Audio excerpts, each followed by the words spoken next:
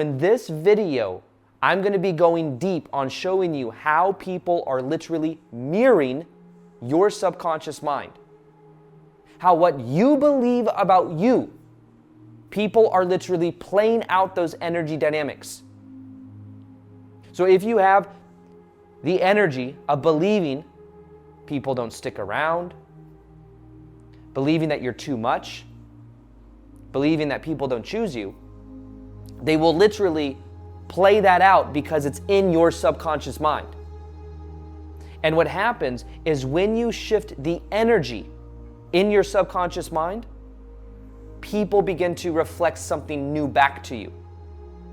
So in this video, what I'm going to do is we're going to go deep on understanding the different aspects of the subconscious, understanding what Carl Jung talks about when it comes to the psyche and archetypes, and how people many times are replaying unresolved energy patterns over and over again. And this will explain why you attract certain people into your life, why you block deeper connections from your life. You're going to be learning how to connect to more emotional availability as well, and how this completely shifts when you begin to embody this energy inside of you. We're going to be talking about different I do a whole Q&A. This is a Q&A that was done on Instagram and then recorded in high definition, where I answer as many questions as I can. And we go through a whole journey of learning about these different facets of the subconscious mind, how to shift the energy, and how you can then start to really see a new mirror effect in reality. So I really recommend that you watch this whole video all the way through. There's different nuggets at different points. It's a whole entire, you'll see there's times towards the later half where you'll see there's different things that we play off of when it comes to identity level transformation. So if you want to shift your identity from the inside out, shift the subconscious mind from the old familiar stories to see life completely shift on the outside, then let's get into this video right now. We don't necessarily get what we consciously want because what we consciously want is conscious. But remember, subconscious runs 95% of our life or more. So you can consciously want emotional availability, but subconsciously or unconsciously may believe that you're not worthy of it. You may believe that that would be overwhelming if you actually had someone that was emotionally available with you. Now, the thing to become aware of in this is also that it is a mirror. Now, this is hard for some people to hear because people that say they attract emotionally unavailable people believe wholeheartedly they are 100% emotionally available. But if you're attracting emotionally unavailable people and that has become familiar, there is an aspect of your psyche, an aspect of your subconscious that is emotionally unavailable and finds comfort in that energy. So the thing to become aware of here when it comes to emotional unavailability is that it is also a mirror for a subconscious part of yourself where it feels familiar to have that lack of emotional availability. So, of course, one of the most powerful aspects of this, many times, is getting to the inner child work of looking at your own inner child and allowing that inner child within you to be seen, heard, soothed, and nurtured. And when you do that, you begin to shift you begin to see a part of yourself that normally didn't feel seen, heard, soothed, and nurtured. Now, here's the thing.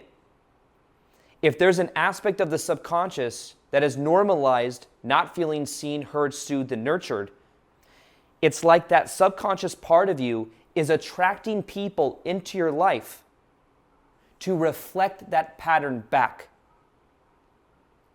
Because ultimately, what we do is we attract people that reflect back the unresolved energy from childhood. Because subconsciously in our nervous system, we're looking for resolve. We're looking to heal.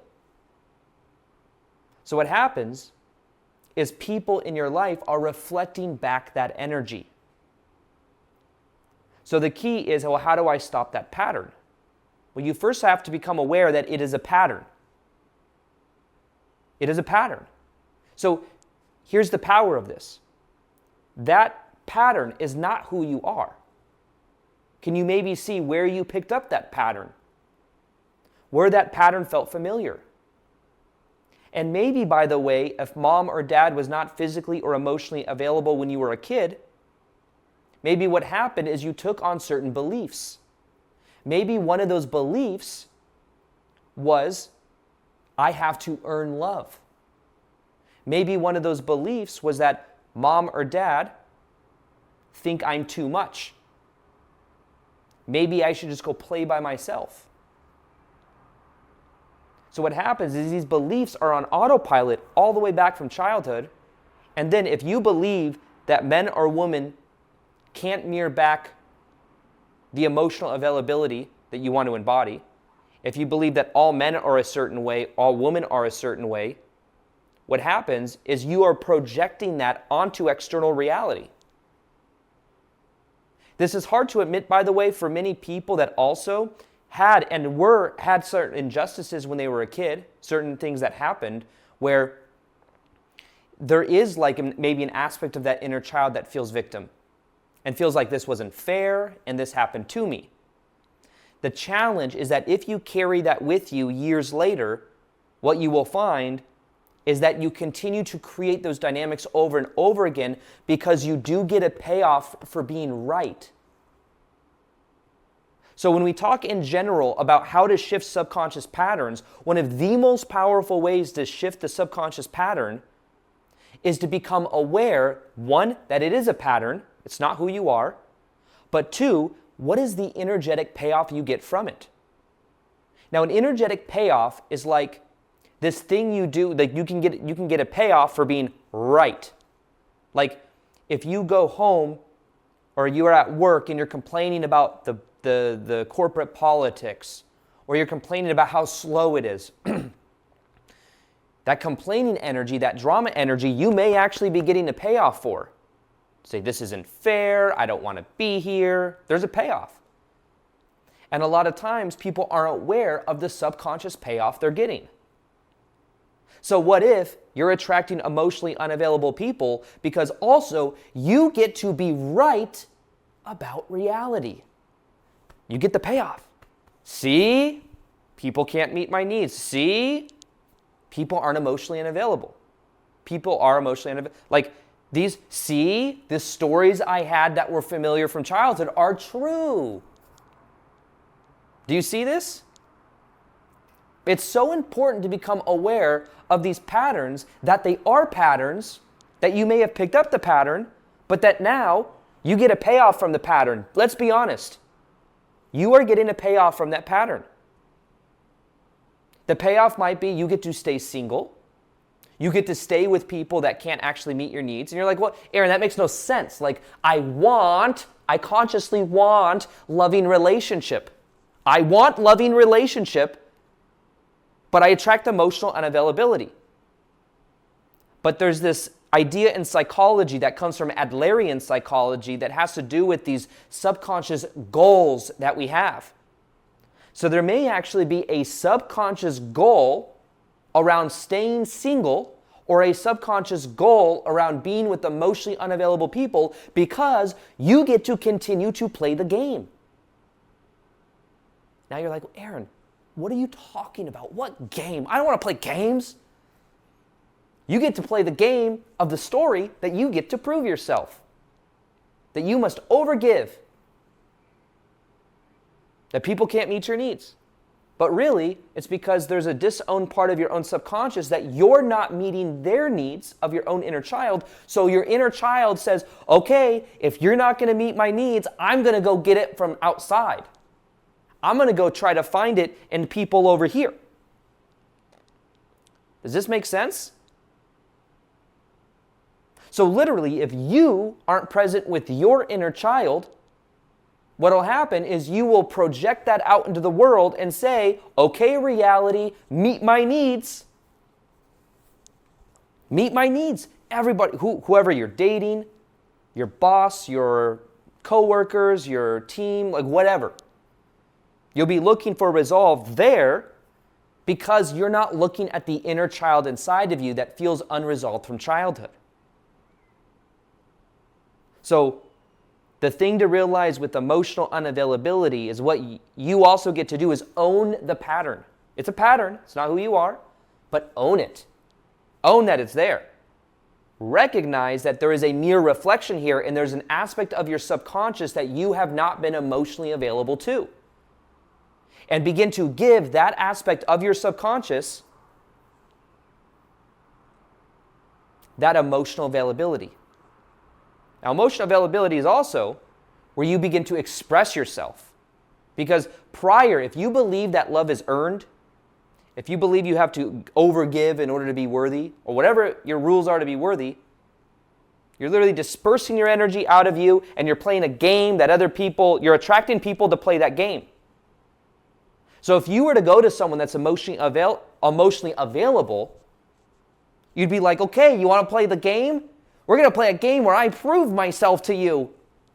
The person that's emotional availability is like, what are you talking about? I don't play that game. I'm not going to play a game with you that I don't feel like playing. You're like, yeah, well, I've been playing this game my entire life. I'm going to be emotionally, no, this is this game we play where I prove my worthiness to you. I didn't feel worthy when I was a kid, but I want to prove it to you. And that emotionally available person is like, I don't want to play that game. You're like, well, it's the only game I know how to play. It's like you're playing Uno or something. You're like, I know how to play Uno. This person's like, let's play chess. No, I just play Uno. Reverse. So do you see the energy here? It's like there's an aspect of this when people talk about emotional availability where it's like on one aspect, it could be a selection thing where you're picking people that are emotionally unavailable, but you're picking them because there's a subconscious part of you where that feels familiar. It feels like that's what you're worthy of. And honestly, you get payoffs for believing it too. You get to continue playing the game. But shifting doesn't happen. Transforming your life doesn't happen until you own the pattern. It's still a pattern, by the way. It's not you. But then you can do something with it. And something I recommend you do is you begin to meet your inner child. To see, hear, soothe, and nurture the inner child part of you that felt like they were too much. Maybe they felt like they had to earn love. Who do I have to be? Does this make sense? So understand that this is all a reflection. Now let's take this a step further. I have some questions here. I took a whole bunch of, I screenshotted them. And okay, here's another question based on the whole subconscious mind, Carl Jung, psyche thing. It's more shadow work, deepy, more depthy angles here. Someone says, what can someone do if their ex comes into their mind out of the blue? What it might mean? Well, what it means is you need to text them right now. They're coming into your mind because you need to text them and you need to see what they're doing and you need to get back with them. Of course, I'm being sarcastic here. Now, very often, remember what I said earlier. Unresolved energy from the past, we attract people that reflect back that unresolved energy. Now, some of the deeper connections that you have in your life, or some things that you label as deep, or that had a very powerful impact on you, many times that may linger in your consciousness. And the reason it's lingering in your consciousness is because there's energy still there to be processed. Now, here's the thing that a lot of people get tripped up on. They think it's personal. They think that this person is coming into my mind. I can't stop thinking about them, as this question says. I must reach out to them. What does it mean? Understand that this person represents a pattern that may feel familiar, or it's a pattern that may be unresolved. You could also say that this person is a symbol of a certain aspect of your psyche. Now, this is where it gets tricky when we talk about attracting love, because many times the things that we are attracted to in other people, there's different aspects of energy that go on there. There could be actual like chemistry or spiritual depth. The other aspect of this, though, someone else may have certain characteristics that you feel you don't have. You may feel there's aspects of them that you feel you have underdeveloped in you. So there may be some very charismatic person or something that you dated, and then you're like, oh, they were just so charismatic, they were just so this, they were so confident, and that reflects back a disowned part of you. And the story you have about them is something that keeps you tied and attached, when actually there's some resolve there that can be had when you start to realize that they are also a symbol for your own consciousness. Now, when we talk about the mere effect of reality, that everything in our external reality is a reflection of our internal reality, this goes quite deep. Because people in your life, yes, there's a spiritual soul connection there. I'm not someone that's saying like, you'll see some like spiritual rabbit holes or whatever you call it. Rabbit, what do you call that? People go down these rabbit holes where it's like, they're NPCs. Non-player characters, they don't really exist. They're just there for you because you are the actual soul of reality. Well, in certain ways, we're all one consciousness. But I think then we also get tied up into this whole like spiritual hierarchy, ego gratification. But it's about realizing that other people are reflecting back energy that's inside of you. So very often, it is this pattern, this energy, this symbol. What does it symbolize to you? In what ways can you own, instead of disowning parts of yourself, how can you own other aspects of you? I can absolutely see how certain people, both the people that have triggered me the most in my life and the people that I've been the most connected to, there's aspects of both of them that go into subconscious patterns where I can see, oh, what I really was triggered by in this person was something that I didn't want to look at inside of myself. Where am I being this way? And the same side, there may be things that you really resonate with in people that you may really admire. They're reflecting back what's inside of you. That power is inside of you. Does this make sense? So if you're here right now and you asked a question, also feel free to put it in the Q&A section. I have a list of questions I'm going to start going through here in a moment. The thing is I was hoping that because I did this yesterday, that all the questions would be there. Because there's literally a lot. There were like over 100 questions. But what I did is I screenshotted them and I circled some of them as well so that I can more easily see them. You know what I mean? Okay, so if you have your question, you're here right now. We've got about 500 people here. Let's put the questions there. How about that?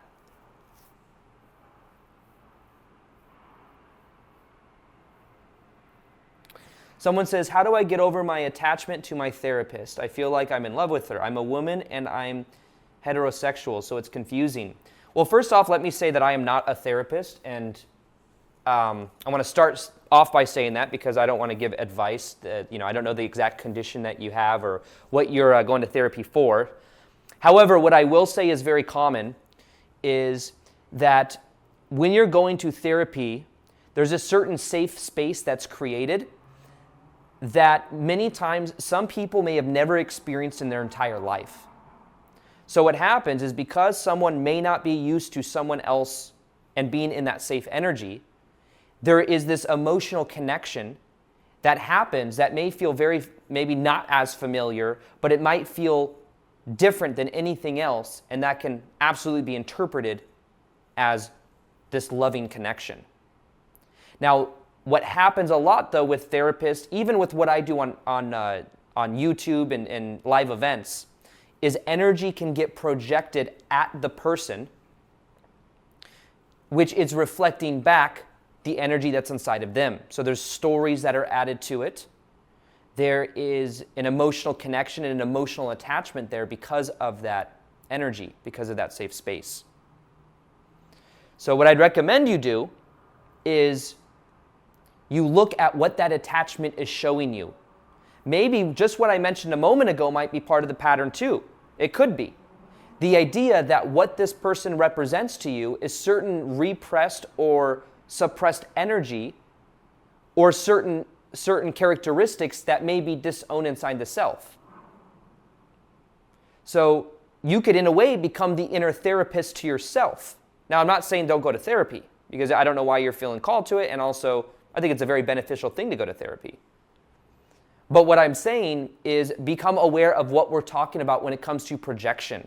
What if it's not this person, but what if it's this person and a symbol they represent to you? What if it's a symbol? So in a certain way, you may be attracted to the symbol. And what does that symbol mean to you?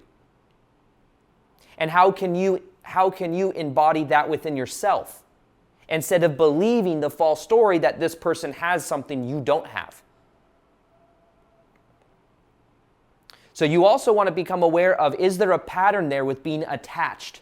Like sometimes what will happen is someone may let go of something in a certain area of their life, and they find that trickles into another area of their life where it's like a new energetic tie is coming in to play out a certain pattern, to play out a certain game. Does that make sense? So maybe is there some area or some pattern in your life where that is now getting projected onto them? Does that make sense? So that's something that you want to be aware of, but the fact that you're asking the question means there's a certain level of awareness there.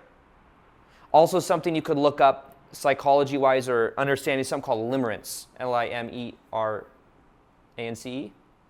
That's a whole pattern that has to do with kind of that projection energy. So that's a good question though. And I think there was a question in here about that, so I think that was a version of that. So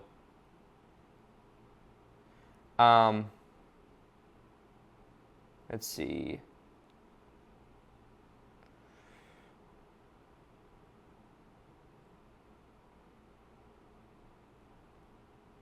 Let me go through here, and then I'll jump back and forth between these questions and the questions in here, because I want to honor that so many people put in questions. Limerence. Yeah. How to let the divine flow through in live events, how to open up more and stay in complete trust. That's the interesting thing. Back in the day when I would run live events, I'd put so much pressure on myself to come up with lists of what I'm going to talk about and have papers and papers full of stuff. And that was like a safety net in case I forgot what I was going to mention. But what happened more recently is that the last one I did in LA, I had 0 things planned. I just showed up for 2 days straight and did a lot of hot seat coaching and stuff. But what I've learned is I've learned how to trust the unknown. That's where all magic happens anyways.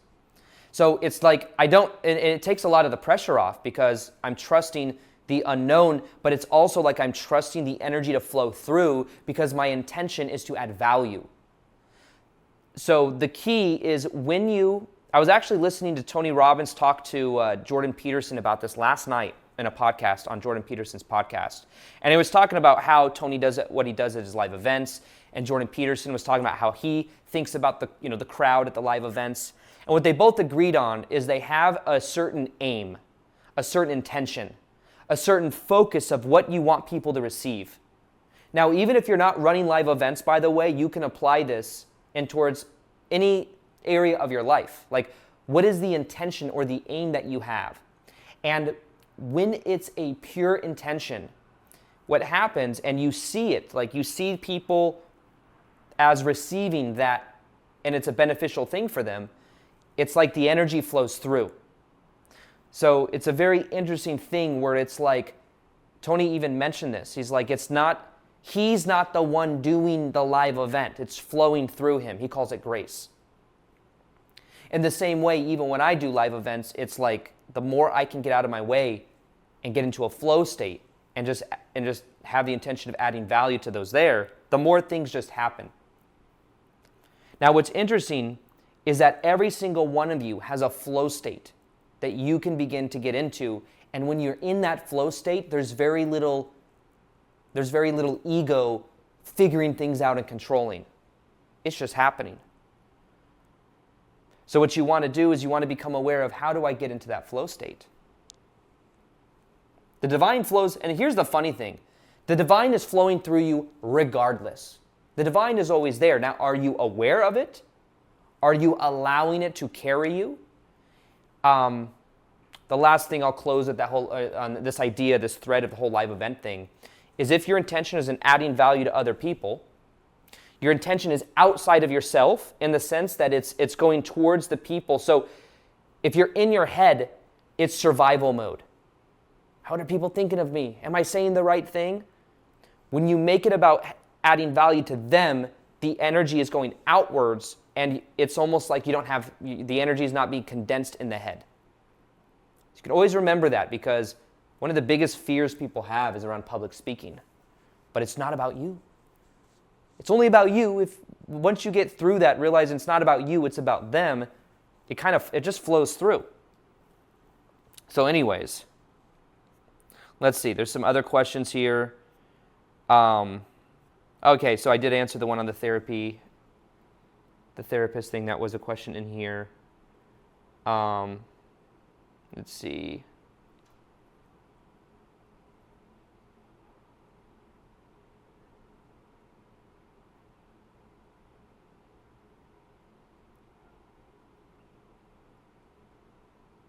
Let's see, okay. Some interesting questions. I don't say that in a judgmental way. I just say some of them are kind of interesting. Awesome. How do you guys like doing this, by the way? We've got like 500 people here right now. It's kind of cool, huh?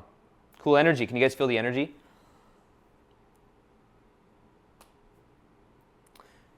How do you overcome the feeling of regret and self-punishment for the things you did wrong in your life? You know, it's interesting because the things that you did wrong, it's assuming that they were wrong in the sense that it didn't lead to something positive. Maybe you learned from it. Maybe you had to learn, maybe you went through a theme of forgiving yourself. We never know, things, we understand things when we look back, but when we're in it, we can look back and we can judge, but that's also a perspective. So the feeling of regret or self-punishment, understand people are always doing the best they can with the level of consciousness they're at. Because you have a different perspective now means you grew. That self-judgment will just keep the pattern inside your energy field of judgment, of regret, which will then keep attracting to you more of that energy. But maybe, just maybe, part of it is just letting yourself feel that energy, to feel the regret, and to be present with it. And what's funny is the more you allow yourself to feel, the more that energy can then begin to heal. More than it can begin to heal. Isn't it crazy how when you get into a flow state, time just goes away? I think it's been like 30 minutes already. Is that true? Is that true? Time flies. Time flies when you're having fun.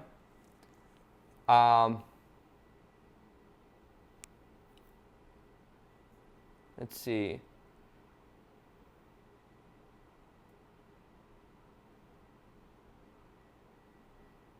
Okay, there's some other good questions in here. Let me go. Let me find some.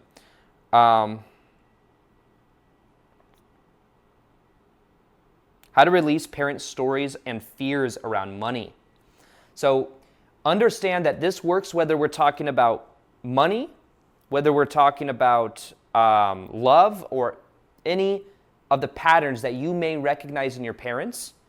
First off, recognize it's their pattern. Maybe it's a pattern you also took on because it was the path of least resistance and you were surrounded by it as a kid. Now, one of the things that's very interesting to talk about around money is that there's these things that I've learned about a year ago when I was studying this more of like family constellation therapy and like letting go of ancestral energy. And basically, it was that certain emotions and certain energies that we have, there is this loyalty that we subconsciously have to our parents. They're called hidden loyalties. So what happens is maybe you're trying to let go of your parents' limiting stories about money and maybe the judgments about money or what it means to have money. And maybe what's happening is there's this subconscious loyalty where there's this fear around having more than your parents. My parents had to suffer to get me to go to college or to whatever you experienced in your life. So if they had to suffer, me being in happiness, me being in abundance, I don't want to reflect that back to them. They will then feel like they did something wrong with their life, or they will judge me the same way they judged money. So what if subconsciously, and by the way, this can also work with relationships. If you had parents that didn't have a happy relationship or things ended, you may be getting into a healthy relationship and a part of you may be like afraid that you're bragging by talking about how great everything is going. Which sounds silly because it's like, you're like, well, I know logically maybe my parents want me to be happy, but at the same time, there may be a part of you that doesn't want to reflect back to them that maybe they made the wrong choice, not the wrong choice, but maybe they didn't have what you have. Like this reminds me of my friend, my best friend Victor. He and his wife and kids moved out of Michigan, and they lived there for their whole life. And then they went and they got in like a little RV and they traveled, and then they eventually ended up in San Diego, then Vegas. Now they live in Austin. And anytime he goes back to Michigan, he'll see a whole bunch of family members and friends, and there is this energy where they may feel like he represents the one that did what they didn't have the courage to do. He left the hometown. He didn't want to be there. He's in Austin where it's like probably 80 degrees right now. Maybe it's not, but that may reflect back to other people that he left. And there was also this, guilt is a form of control, right? So what happens is sometimes family members, friends will subconsciously use that to keep you where you are. Have you ever had it where maybe two people, one person wants to start getting in shape, like friends. One person wants to start getting in shape, the other person's maybe a little bit overweight or unhealthy, and the person starts getting in shape, and the other person's like, maybe like, who do you think you are? Look at you going to the gym, trying to eat healthy, trying to do this, trying to do that. You're just too cool for us. And that might be this subconscious way of like being funny, but also there's a shadow aspect in there where it's being used as control because they don't want you subconsciously maybe to actually succeed because they're afraid they're going to get left. This reminds me of an episode of Family Guy. Used to watch Family Guy back in the day. There was this episode where Joe, who is this cop that doesn't have use of his legs and is in a wheelchair. And what happens is he's with Peter and Quagmire and Cleveland, these other characters. And there's a surgery where he gets his legs back. And all of a sudden, he's got his legs back. He's like, I want to go rock climbing. I want to go do this. I want to go play sports. I want to go do all this cool stuff. And what happens is because all of a sudden he had all these other things to go do, his friends were left. He basically left his friends because he was cool now and he was able to do all these things that it was almost like they were only friends because he had this limitation of being a quadriplegic in a wheelchair. And then all of a sudden he's living life in this whole new way. Now I share this story because often as you also upgrade and become this new version of you and step into your power, what might be happening is that other people may be afraid of that. Other people may assume that and maybe say things or subconsciously judge you even, and if you let that affect you, you can let it stop you. But you can also recognize that's their stuff, not yours. I'm not saying to be judgmental back, like, oh, well, I'm sorry for trying to be healthy. I see you as somebody that's unhealthy. No, I'm just saying you bring your energy back and you see that as their stuff, not yours. Now, when it comes to how to release your parents' stories around fears around money, that's their stuff, not yours. But is there a hidden loyalty here? Something to be mindful of. I've had times in my own past where, as I was becoming successful, and I went from living at my dad's house to living with roommates to having my own house to having like nicer houses. And I remember family members coming over to visit me and feeling like certain siblings might think I'm egotistical now that I have money. There was a part of me that actually hid my success from certain family members just because I didn't want them to feel small. I have a whole story about it. I'm not going to go into it right now, but I basically like pretended like this house wasn't my house because I didn't want someone in my family to think that I was actually successful. And I was like, no, I have roommates. Don't worry. Well, what part of me was afraid to shine? And then I eventually owned it. And I remember like a year later, I'm like, I can't hide this. Because I lived in a bigger house at that moment. And then I was like, I'm not even going to try to hide. I processed this part of my shadow. But then what happened is I just like owned it. And it wasn't even a big deal. It was more of my own projection. Does that make sense? But we have these hidden loyalties, these subconscious energies. So also, what is the payoff of judging money or judging people with money? One of the payoffs is you get to stay in lack. You get to stay being right about reality. See all these people that have to do all these things to make money?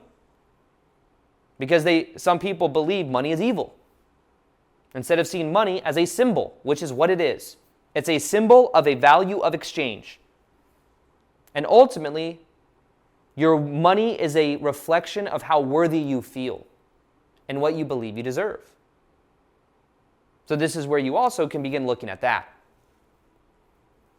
Does that make sense?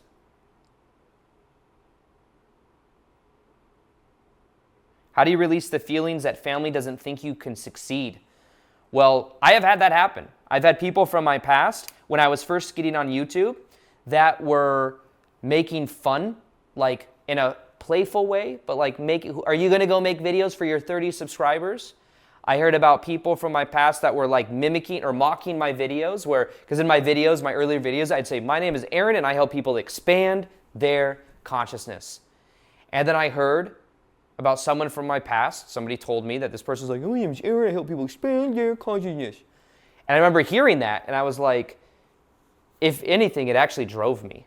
Not that was the only thing that drove me, but I was like, oh, I wasn't like, oh, I should be small and like who, and there was honestly some self-reflection there where I'm like, someone might say like, you gonna go make YouTube videos for your 32 subscribers, which at one point I had like 32 subscribers and I was making videos, like trying to like grow. And I had to be like, am I gonna keep making videos for my 32 subscribers? But I was like, no, this is what I'm passionate about. I see the vision.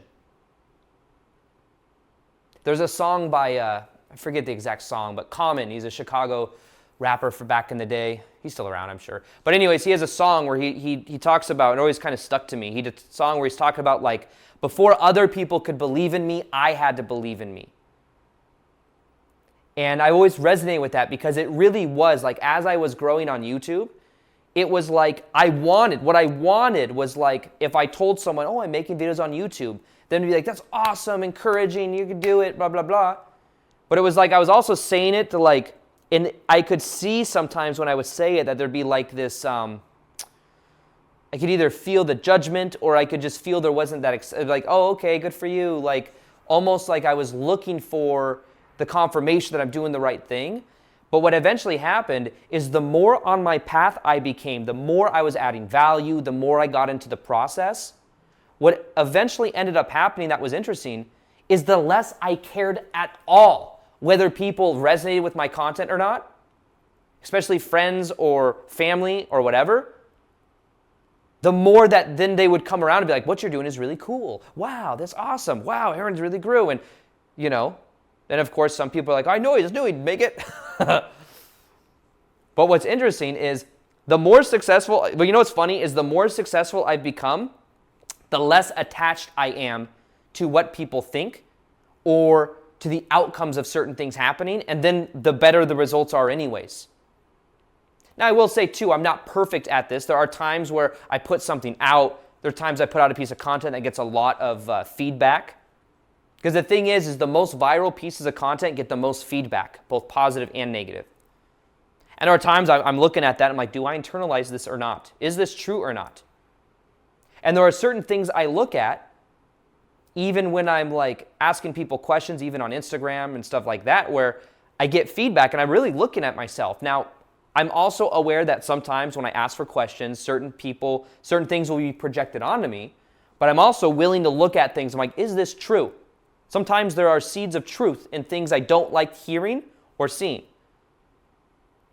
But I believe that part of really growing is being vulnerable enough to look at that. Yeah, so that's how you, around family that thinks if your family doesn't think you can succeed, you can choose to internalize that or not and realize you don't need them to believe in you for you to succeed.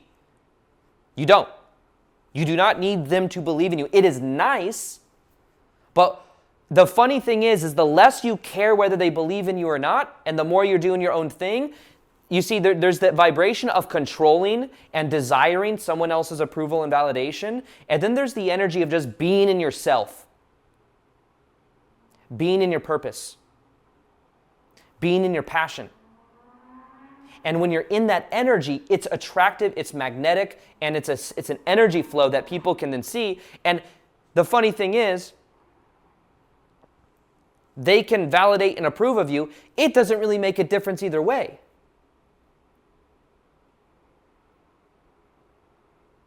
Like, what would you rather? Would you rather you put in energy and it doesn't go anywhere, but you have your parents and your family's like approval, or they don't approve of you, but you're passionate about it and you like it, and you're able to create momentum?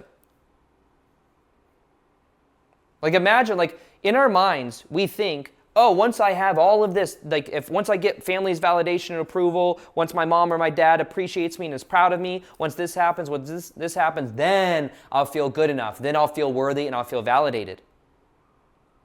But it's like an inner child part of us that wants mommy and daddy to say, go for it, you can do it.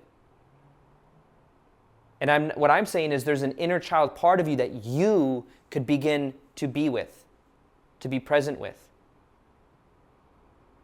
to help to feel seen, heard, soothed, and nurtured. But even if you did get all of that, imagine all of the people in your family are around you right now. Like, imagine you're like, okay, Aaron, I want to make videos. And I'm like, okay, go make YouTube videos. And then you go make videos, and like you're in front of your living room, and you're like, in this video, I'm going to be sharing X, Y, Z with you. And imagine all your family members surrounded going, yeah, that's great. You did awesome. Oh my God, that's the best idea I ever heard. Whoa! And everyone's like celebrating, jumping up and down. Maybe part of you's like, I'm worthy, I'm enough. But understand that's a fleeting thing that will go away. That feeling will go away because you realize it's coming from the external, but what's more important is what comes from the internal. That's why it's important to question why you want what you want. Why do you want what you want? Why? Why? Why do you want what you want? Do you really want, like you could say, I want, like some people be like, I just want everyone to like me. I want to be approved of. And then it's like, okay, magic wand. Okay, you are now Justin Bieber level of famous. And then Justin Bieber can't do anything. He can't literally do anything without getting bombarded with paparazzi, with people that want something from him. Now, of course, that's the extreme side of the coin. However, do you really want it? Because I bet you what he wants is he would probably give up anything to be able to go back into society, like walk around, no one coming up to him, like wanting things from him. You always want what you can't have. You can have it, but you might find it's not what actually is going to make you happy. It's kind of like that Jim Carrey thing where Jim Carrey says, I wish everyone could become super successful, super famous, and super rich so that they can realize it's not what really matters. And then there's a Les Brown quote that's like, you going to try anyways. But I ain't going to stop you from trying, is it? Everyone hears that and they're like, yeah, that's a great spiritual idea. But they're like, but how can I get there? I want to find out for sure. Isn't that funny?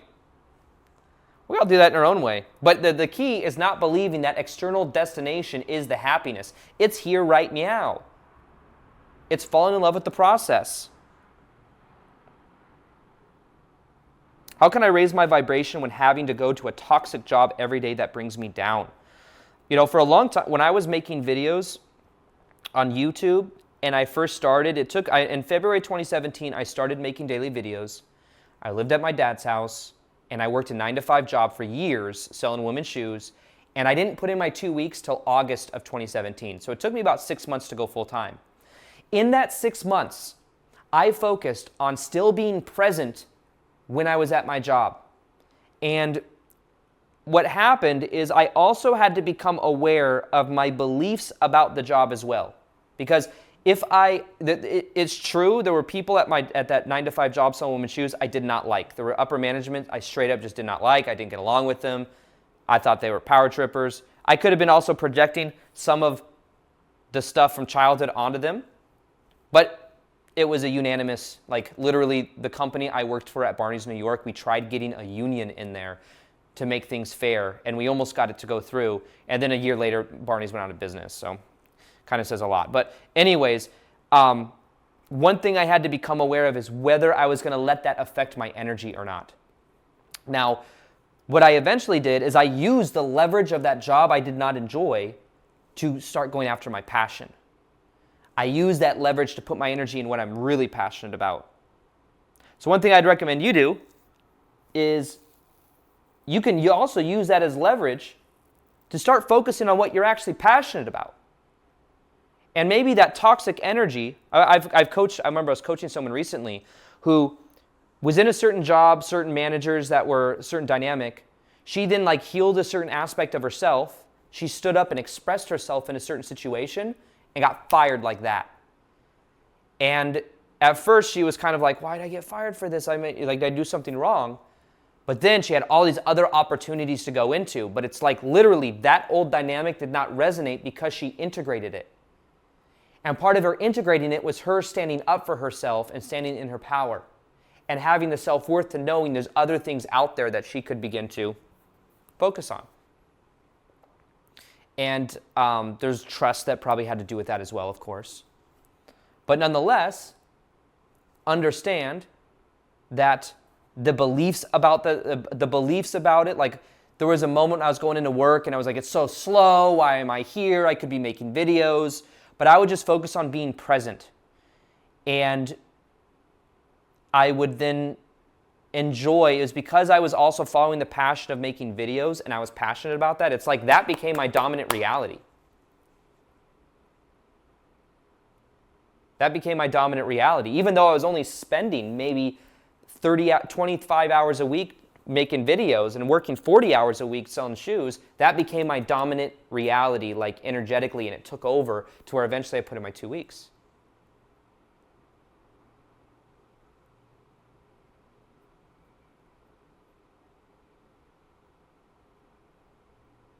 Someone says, having a hard time overcoming the fear to let go of a partner that does not serve me. What can I do to overcome and let him go? Well, first off, your partner is serving you in some way.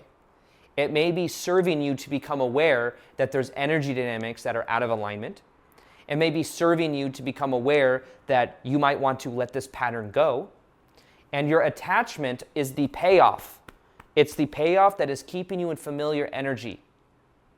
So to overcome that, understand is talking about the loop we talked about in the beginning of this live, where we recognize that people, if there's unresolved energy inside of our field, we attract people that reflect back these energy patterns that because we want closure from these energy loops from childhood. So remember, this person, it's not just this person also might be a symbol of a certain type of energy. this can make it easier to let go of because you recognize there is a pattern there. There's a person there as well, but where and what, how is this relationship serving you right now? And what is deeper here for you to look at energetically? That's the question you want to ask yourself. But realize it's serving you. It just might be serving you up until a certain point, and then you learn the lesson. Maybe things have to get, and maybe part of it, by the way, doesn't mean you just have to leave immediately. Maybe part of it is you express yourself. You say what's on your mind or what's coming up for you, and you see if this person can be there with that with you. And if not, that moves the energy. And if yes, it also begins to clear the energy.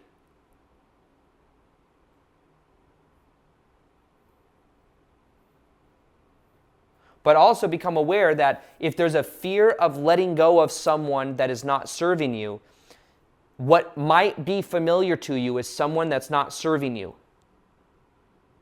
So the fear is letting go of that familiar pattern. Letting go of what you know. And then being with your own energy. Does that make sense? Now, inner child work, I think, is some of the most powerful. Where you begin to see, hear, soothe, and nurture the part of yourself that feels fearful, that is afraid of the unknown. What do you think the biggest key to growing your self-esteem is? I believe that it's when you feel the fear, you do it anyways. A lot of times people will let fear hold them back from putting themselves out there. People will let fear keep them where they are when fear is there, and when you begin moving through it, you begin to redefine yourself. You begin to see that a lot of it is just a mental mind chatter, and then you're no longer afraid of it. Like, the more YouTube videos I've made, the more familiar it becomes, and then there's not fear. Whereas when I first started, there was fear. What are people going to think? What if I say the wrong thing? And then now, as I'm consistently running live events, the more I do, the more it's like excitement. But my identity is shifting. So this is also where we begin to realize you don't get in life that which you consciously want, because your subconscious is running most of your life, but you do get in life who you are being. And where a lot of people experience challenges is they focus on behavior and symptoms and not their energy of who they are being. Now, if you think you are your past patterns, if you think you are these labels of emotionally unavailable, the wounded child or the wounded healer, or all these little things, all these names, even the attachment to the labels of avoidant, anxious, secure, people then have other ones, or they're just disorganized, all these other ones. Those are also labels. It can become aware of where a pattern is, but you are not the pattern. So a big powerful part comes when you begin changing and letting go of past identities that keep you in familiar territory, and you begin to become more free. Does this make sense? Part of your identity may be what we're mentioning. Might be emotionally unavailable, and then you attract that because it's a mirror. It might be these other aspects inside of yourself that maybe you're not aware of. So anyways, let me know if you enjoyed this live. You know what I used to love back in the day? Is back in the day, the chat would come with it, so that when you're you're watching it later, it's like a whole live experience again. I used to go live a lot. I don't go live that much anymore. I go live like once a week. But maybe we'll start doing this once a week, and I'll do Q&A. I'm going to hyperbaric chamber in a little bit. I got to eat. I want to thank you all for being here. There's a video on YouTube coming out that is on a whole entire 40-minute segment from this one video that I had on YouTube that got over 1 million views from the LA live event I did a year and a half ago. It's on healing the inner child, understanding the first 5 years of your life and how that impacts your life, like patterning. I had a session from a guy named Dr. Mark Woolham, who wrote the book, It Didn't Start With You. So I share what I learned in this session. It also talks about empaths, narcissists. Other than that, I want to thank you all for being here. And if you submitted a question, I didn't answer it, I'll be doing more of these, okay? Thank you all for all the questions. There were a ton of them. Thank you guys all for being here. Appreciate your time and your energy. All 500-ish of you. It's awesome that we have such a group energy going. And yeah, other than that, appreciate you all. And as always, peace, much love, and namaste. So empaths, people that can feel other people's energy. This is both a superpower and sometimes a curse on the other side of the spectrum.